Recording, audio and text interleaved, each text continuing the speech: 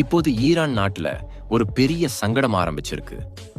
அமெரிக்காவோட ஈரான் இடையிலான பதட்டம் நாளுக்கு நாள் அதிகமாகிட்டு இருக்கு. அதனால அமெரிக்கா ஈரான் மேல இன்னும் கடுமையான நடவடிக்கைகளை எடுத்துட்டு இருக்கு. ஈரான் மக்கள் தங்கள் சொந்த பிரச்சனைகள்லயே சிக்கிக்கிட்டு இருக்காங்க. இந்த பலவீனத்தை அமெரிக்கா பயன்படுத்திக்கிட்டு ஈரானை இன்னும் அதிக அழுத்தத்துக்கு உள்ளாக்கிட்டு இருக்கு. ஆனா இப்போ இந்த முழு விஷயத்திலையும் இந்தியாவும் நுழைஞ்சிருக்கு. இந்தியா இந்த விஷயத்துக்கு வர்ற முக்கிய காரணம் அங்க சிக்கிக்கிட்டு இருக்கிற இந்தியர்களை பாதுகாப்பா காப்பாத்துறது தான்.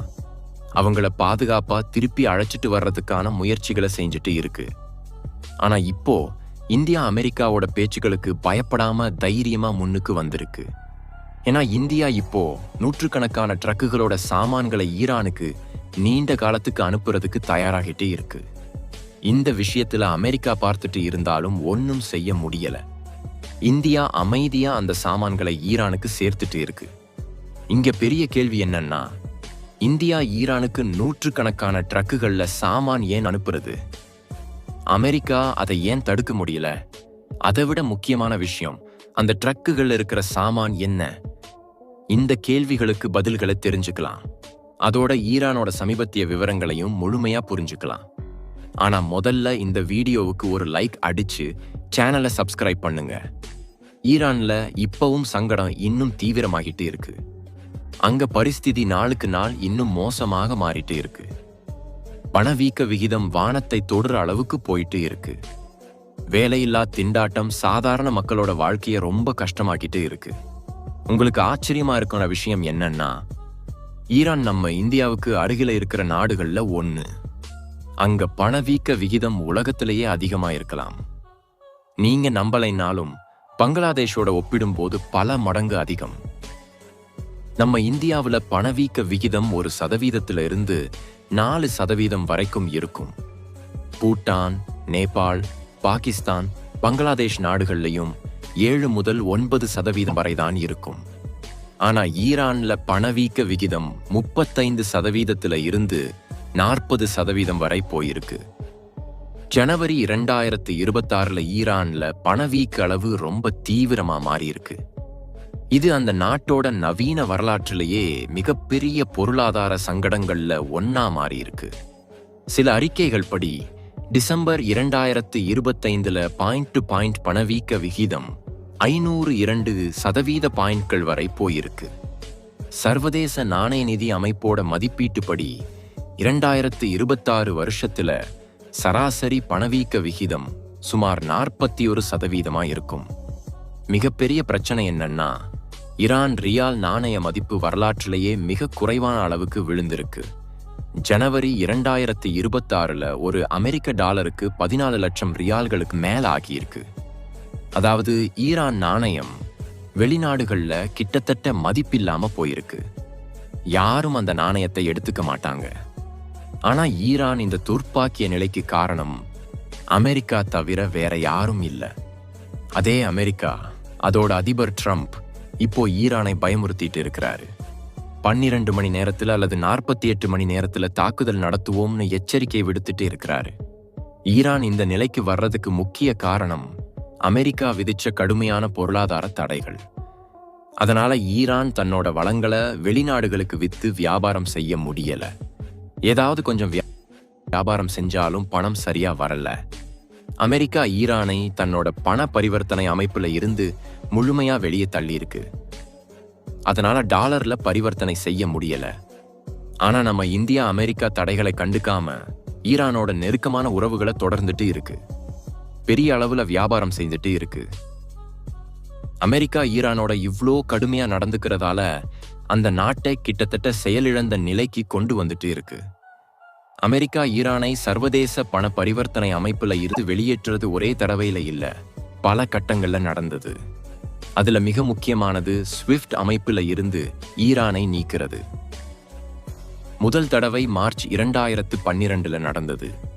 அணு திட்டத்தால பதட்டம் அதிகமானதால ஒபாமா ஆட்சி காலத்துல அமெரிக்காவும் ஐரோப்பிய யூனியனும் அழுத்தம் கொடுத்து ஸ்விஃப்ட் நிறுவனம் ஈரான் சென்ட்ரல் வங்கி உட்பட மற்ற பொருளாதார நிறுவனங்களை தன்னோட நெட்வொர்க்ல இருந்து வெளியேற்றுச்சு. இது வரலாற்றுல முதல் தடவையா ஒரு நாட்டை முழுமையா நீக்கிய சம்பவம். இரண்டாவது தடவை 2018 நடந்தது. 2015 JCPOA அணு ஒப்பந்தத்துக்கு பிறகு கொஞ்ச காலம் ஸ்விஃப்ட்ல திருப்பி சேர்த்தாங்க.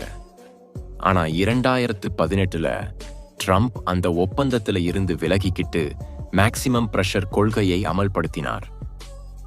இந்த இடைக்காலத்துல இந்தியாவும் ஈரானும் இடையில ஒரு சுவாரஸ்யமான விஷயம் நடந்திருக்கு. வரலாற்றுல ஈரான் இந்தியாவுக்கு பெரிய அளவுல கச்சா எண்ணெய் வழங்குற நாடா இருந்தது. உதாரணமா 2009 10 இந்தியா ஈரான்ல இருந்து ஆயிரக்கணக்கான மெட்ரிக் டன் கச்சா எண்ணெய் இறக்குமதி செஞ்சிருக்கு.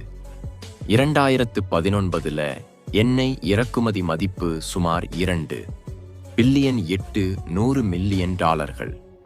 அமெரிக்கா தடைகள் விதிச்சாலும் இந்தியா ஈரான்ல இருந்து எண்ணெய் இறக்குமதியை தொடர்ந்தது. இந்த எண்ணெயும் வியாபார கதை ஒரு த்ரில்லர் சினிமா கதை மாதிரி இருக்கு. அமெரிக்கா தடைகள் விதிச்சு ஸ்விஃப்ட்ல இருந்து வெளியேற்றினப்போ இந்தியா தோத்துடல, ஒரு புத்திசாலித்தனமான வழியை கண்டுபிடிச்சது. அதான் ரூபாய் பணம் செலுத்தும் முறை. இது உலகத்தை, குறிப்பா அமெரிக்காவை ஆச்சரியப்படுத்திச்சு.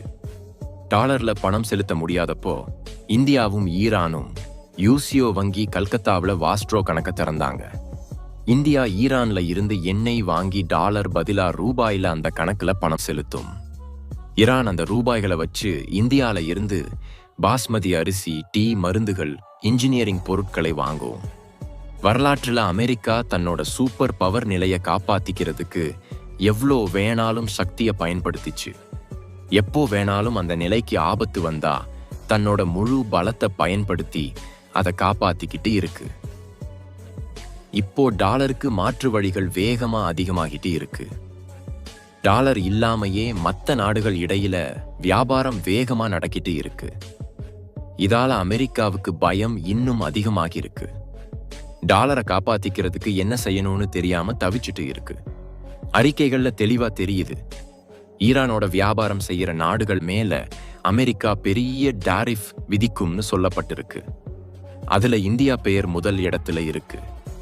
இப்போ பெரிய கேள்வி என்னன்னா, ஈரானோட வியாபாரம் செய்யற நாடுகள் மேல அமெரிக்கா 25% கூடுதல் டாரிஃப் விதிச்சா இந்தியா மேல அதோட தாக்கம் விழுமா? அதுக்கு பதில் என்னன்னா, இந்தியா அமைதியா தயாராகிட்டு இருக்கு. இந்தியா எப்பவும் இப்படி விஷயங்கள்ல சொல்றது என்னன்னா, யாரோட வியாபாரம் செய்யணும் அல்லது செய்யக்கூடாதுன்னு நம்ம நாட்டோட நலன்களை பார்த்து முடிவு செய்வோம். எந்த சூப்பர் பவர் நாட்டோட நலன்களை பார்த்து இல்ல. தற்போது இந்தியா கொஞ்சம் மென்மையா நடந்துகிட்டு இருக்கு. ஏன்னா முதல்ல ஈரான்ல சிக்கிக்கிட்டு இருக்கிற தன்னோட மக்களை பாதுகாப்பா திருப்பி அழைச்சிட்டு வர்றதுல கவனம் செலுத்தி இருக்கு. அவங்களை எல்லாரையும் பாதுகாப்பா கொண்டு வந்த பிறகு அமெரிக்கா பயமுறுத்தல்களுக்கு தகுந்த பதில கொடுக்க ஆரம்பிக்கும். அப்போ நூற்றுக்கணக்கான ட்ரக்குகள் ஒரு வரிசையில நின்னு ஈரானுக்கு போறதை பார்க்கலாம். அந்த ட்ரக்குகள்ல எந்த ஆயுதங்கள் அல்லது குண்டுகள் இருக்காது. சாப்பாடு சம்பந்தப்பட்ட பொருட்களும் குடிநீர் சம்பந்தப்பட்ட சாமான்களும் இருக்கும். அந்த சாமான்கள் ஈரானுக்கு சேரும். அங்க இருந்து மற்ற சாமான்கள் இந்தியாவுக்கு வரும். இப்படி 2 நாடுகள் இடையில வியாபாரம் இன்னும் வலுப்படும். செய்திகள் படி ஹியூமனிடேரியன் ட்ரேட்னு ஒரு சட்டம், ஒரு பாதுகாப்பு கவசமா செயல்படுது. அமெரிக்கா பார்த்தாலும் ஒன்னும் செய்ய முடியல. இந்தியா மேல டாரிஃப் விதிக்க முடியல. ஏன்னா இந்தியாவும் ஈரானும் இடையிலான வியாபாரம் முக்கியமா மனிதநேய அடிப்படையில இருக்கு. இதுல உணவும் மருந்துகளும் இருக்கு. இவை மேல கூடுதல் டாரிஃப் விதிச்சா இந்தியா ஐக்கிய நாடுகள் சபை மேடையில் அந்த விஷயத்தை விட மாட்டாது. ஹியூமனிடேரியன் ட்ரேட்னா மக்களோட உயிர்களை காப்பாத்துறதுக்கு தேவையான சாமான்களை கொடுத்து வாங்குறது. இது லாபத்துக்காக இல்ல, அரசு இராணுவ இலக்குகள் அல்லது உத்தியோகபூர்வ நன்மைகளுக்காக இல்ல. சர்வதேச சட்டங்களும் ஐக்கிய நாடுகள் சபை தடைகளுக்குட்பட்டு பொருளாதார தடைகளை எதிர்கொள்கிற நாடுகளுக்கும் சில குறிப்பிட்ட சாமான்களோட இறக்குமதி ஏற்றுமதிக்கு அனுமதி இருக்கு. இந்தியா இந்த பேரோடையே ட்ரம்பை புத்திசாலித்தனமா தவிர்த்துக்கிட்டு இருக்கு. நீங்க என்ன நினைக்கிறீங்க? இந்த சமயத்துல இந்தியா ஈரானோட வியாபாரத்தை குறைக்கணுமா, இல்ல இந்த ஹியூமனிடேரியன் அம்சத்தை பயன்படுத்தி இன்னும் அதிகப்படுத்தணுமா? உங்க கருத்தை கமெண்ட்ல கண்டிப்பா சொல்லுங்க. இந்த வீடியோவை லைக் பண்ணி உங்க ஃப்ரெண்ட்ஸ் கிட்ட ஷேர் பண்ணுங்க. அப்போ அவங்களுக்கும் இந்த தகவல் போய் சேரும். இப்படிப்பட்ட இன்னும் ஞானமுள்ள வீடியோக்களை பார்க்க சேனலை சப்ஸ்கிரைப் பண்ணி பெல் ஐகானை ஆல்னு செட் பண்ணுங்க.